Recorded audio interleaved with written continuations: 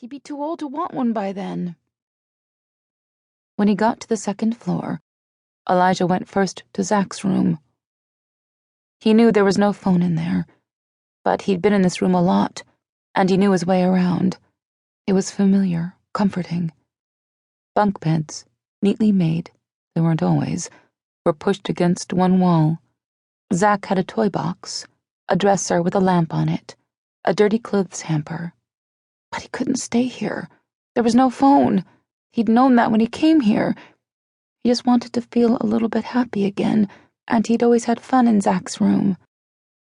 From there he went next door to Gracie's room. Gracie was old, practically grown. She was 13, and she did have a cell phone. It was always with her, though, so he didn't expect to find one just laying around. He wrinkled his nose. Her room was a mess.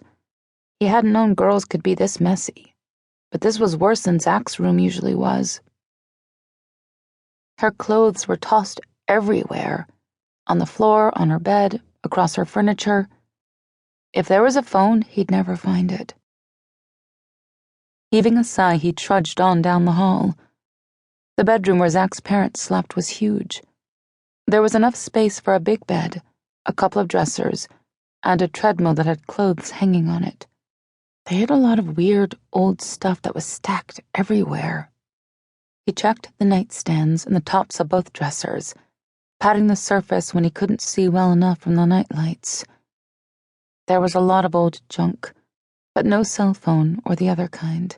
There were boxes, small lamps, smelly books, carved animals, an elephant and a tiger, even a globe of the world, one that would spin when you gave it a push. He did. It didn't light up like the one he had at home. But no phone. What should he do if he couldn't call 911?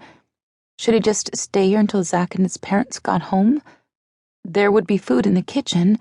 Maybe Uncle Bobby wouldn't even think about looking here.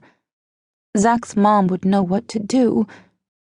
She could dial 911 on her cell phone, but that could be days. For a moment he thought about going to another house. Miss Sally had a phone. Most houses did, but he didn't know where Uncle Bobby was. If he was on the street, or just outside this very house, or still at Elijah's house. He felt cold all over at the thought of Uncle Bobby catching him and giving him dead eyes like Mom and Bosco. No, he wasn't leaving. He was safe here. Elijah went back to Zach's room. He'd spent the night before. They wouldn't mind if he stayed here until they got home. He crawled into the bottom bunk bed. Zach always took the top and put his feet beneath the covers. They were almost not cold. He pulled the thick cover to his chin, shivering for a moment, then wallowing in the warmth.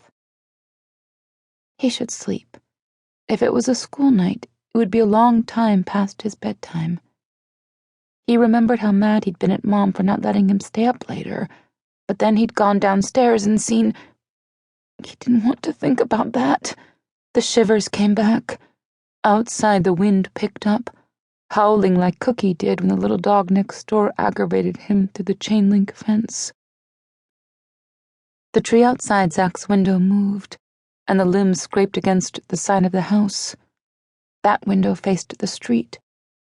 If he looked out that window, would he see Uncle Bobby? Looking for him, calling his name? Elijah leapt from the bed and ran down the hall to Zach's parents' bedroom. It faced the backyard. There was no tree to rub against the window. But there were windows. Windows he could see out. Windows Uncle Bobby could see in. Still cold, Elijah grabbed a big blanket from the foot of the bed and pulled it to the closet. No one could see him if he was in the closet. He opened the door and stepped inside, pulling the soft blanket with him. It was a big closet with racks of clothes on both sides and boxes and shoes lined against the walls. When he closed the door, darkness wrapped around him like the blanket. There was no nightlight in here, no moonlight or streetlights shining through the window, because there was no window. He couldn't see out. No one could see in. For the first time in what felt like hours,